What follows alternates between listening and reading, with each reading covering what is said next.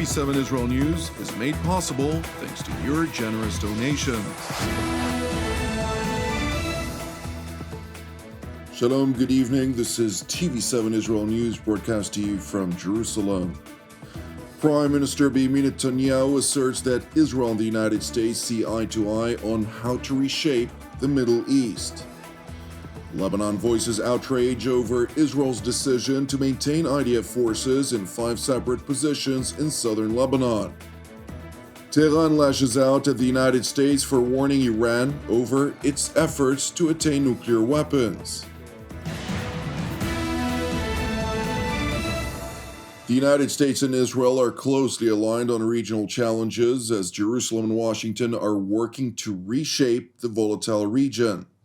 Speaking at the annual conference of major American Jewish organizations in Jerusalem, Prime Minister Netanyahu stressed that he and President Donald Trump see eye to eye on the tasks ahead.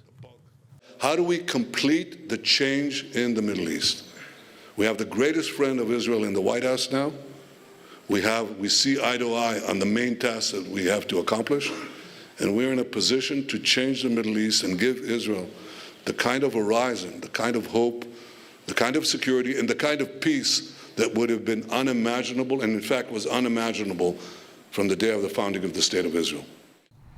The most pressing matter, which the Israeli Prime Minister noted, was joint efforts by the United States and Israel to achieve 3 goals vis-à-vis the Gaza Strip. We see eye to eye with the U.S. administration, President Trump and his administration, first of all, on accomplishing the immediate 3 goals that we have in Gaza. One is to achieve the release of all our hostages. The second, as I said, is to destroy Hamas. The third is to ensure that Gaza has a different future, that we don't just go back, same old, same old, same old. And there I have to say that President Trump has presented a bold new vision and the only plan that I think can work to enable a different future for the people of Gaza, for the people of Israel, for the surrounding areas. Prime Minister Netanyahu went on to stress the necessity for the international community to give the Gazan population a chance. Why not give Gazans a choice? Everybody said this is the largest open-air prison in the world. Not because of us. We let people leave. In fact, if you want to know, over the last couple of years, 2 years I think, 150,000 Gazans left. You know how they left? Because they bribed their way out, not to us. They bribed their way out. The rich could leave. But if other people wanted to leave, give them a choice. Not forcible eviction, not ethnic cleansing. In a war zone, people leave. We try to get the population to leave, to get them out of harm's way in Hamas with rifles, with gunfire, try to prevent them from leaving. So we move them around so that they would get out of harm's way. But if people want to leave, if they want to emigrate, it's their choice. And I think President Trump's plan is right on the dot. It is important to know that while President Trump's plan for Gaza is staunchly supported by both Prime Minister Benjamin Netanyahu and his government in Jerusalem, there seems to be little to no appetite among American senators in having the United States take over the Gaza Strip.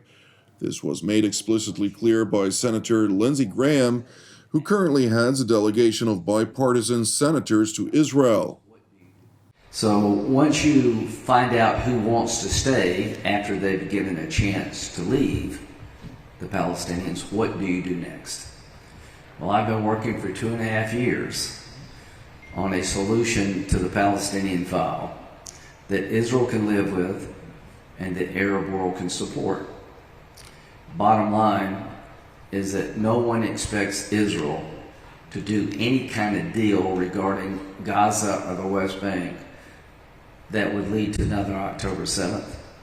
Nobody expects Israel to allow Hamas to stay in charge, and nobody believes that the PA is the right answer in this current construct. One thing I will say, there's very little appetite that I've seen in the United States Senate for America to take over Gaza in any way, shape, or form. I think that would be a difficult sell in South Carolina.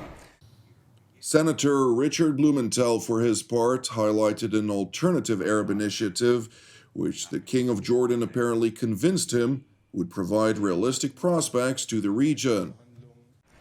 My talks with King Abdullah convinced me that the plan that the Arab states will offer to President Trump provides a realistic prospect for normalizing relations, self-determination by the Palestinians, regional defense arrangements, and security for Israel. If those components are part of a realistic plan, it could be a game changer for the region. In parallel to these remarks, in Jordan, King Abdullah II met with senior retired officers of his Royal Armed Forces, during the course of which he reaffirmed his unwavering commitment to reject President Trump's plan for the Gaza Strip. During my visit to Washington last week, I stressed that Jordan's interest, stability, and the protection of Jordan and Jordanians are above all considerations. After 25 years, why should I change my position? For 25 years, I have said no to displacement of Palestinians, no to the resettlement of Palestinians, and no to an alternative homeland.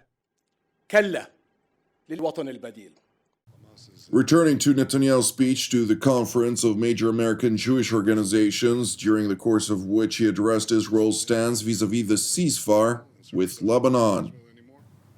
We welcome the ceasefire. We welcome President Aoun's presidency, and I hope that the Lebanese army, reconstituted, does the job. But if it doesn't, we will do the job. We have decided on a policy of continuous enforcement. We will not let those violations take place, and we will not let Israel or Israeli targets or Israeli soldiers, you can clap, by attacking us from Lebanon. That has ended. It is important to highlight that while Israel is in the process of disengagement from Lebanon, since the deadline for the IDF's withdrawal per the outline of the ceasefire is today, Jerusalem and Washington reached an agreement to maintain 5 strategic military positions that will remain until the Lebanese armed forces will be able to fully implement enforcement of the ceasefire's outline. However, the decision to maintain Israeli forces in specific strategic locations in southern Lebanon evidently infuriated the Lebanese government and presidency. أولاً التوجه إلى مجلس الأمن الدولي. Firstly, to turn to the UN Security Council, which approved Resolution 1701, to demand that it takes the necessary measures to address Israeli violations and oblige Israel to immediately withdraw to the international borders. In accordance with what is required by the UN resolution and the relevant declaration. Secondly, to consider the continued Israeli presence in any inch of Lebanese territory as an occupation with all the legal consequences that result from that, in accordance with international legitimacy. In conclusion, the attendees affirm the Lebanese state's adherence to its full national rights and sovereignty over its entire territory, and also affirm Lebanon's right to use any means to ensure the withdrawal of the Israeli enemy.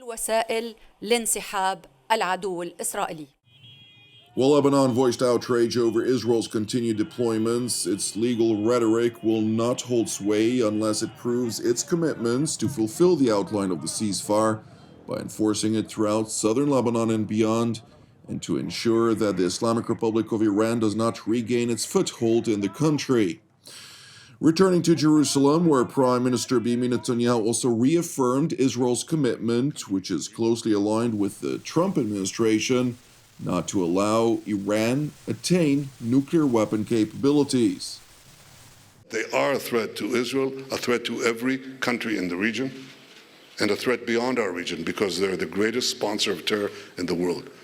The greatest threat that Iran poses is that this decrepit regime would achieve nuclear weapons. And we are committed, as President Trump has said many times, and as Secretary Rubio said today, we are committed that Iran never gets nuclear weapons. That is a common goal, and one that is important not only for the security of Israel and the security of America, but I think for the security of the world.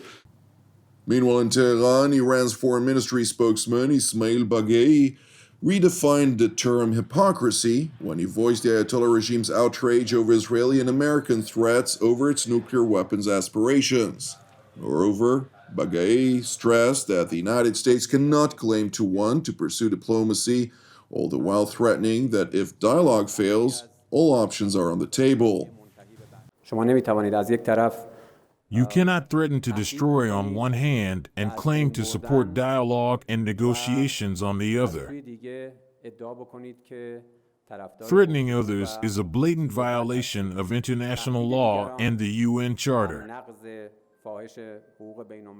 Also, when it comes to a country like the Islamic Republic of Iran, the response is clear. They cannot do a damn thing.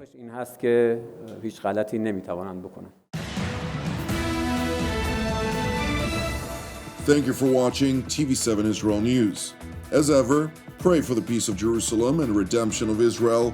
I'm Jonathan Hassan wishing you an Erev Mevorach, and God willing, we will see you during our next update. Until then, Shalom from Jerusalem.